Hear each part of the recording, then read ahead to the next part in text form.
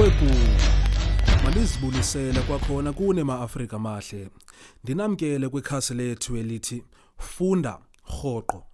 Namhlanje ndiniphethele iindidi zezincoko kwakunye neempawu zazo. Udidi lokuqala esilufumanayo lwesincoko sisincoko esibalisayo. Isincoko esibalisayo luthotho lweziganeko ezicwangciswe ngokuvakalayo. Okwesibini, sifumana isincoko esichazayo.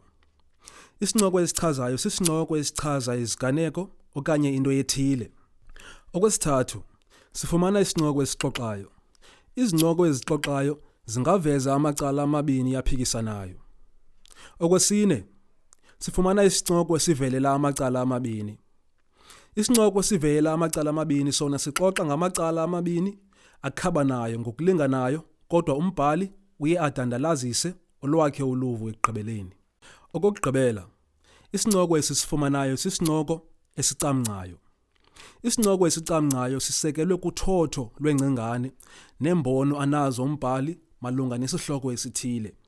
Lawo ibingamagqabantshintshi eendidi zezincoko neempawu zawo. Ukuba ufuna ndingene nzulu kwesi sihloko sezincoko, nceda ubhale apha ngezantsi ukwenzela into yokuba ndiza kungena nzulu ndinabe ukuba isincoko ngasinye zithini iimpawu zazo. Ukuba ke usithandile isiqulatho sethu okanye i-content yethu ngabula makhumsha, nceda ke uzibophelele okanye usubscribe uze ucofe nentsimbi leya ukwenzela into yokuba xa sikhupha imiboniso enje ube nokuyazi. Enkosi.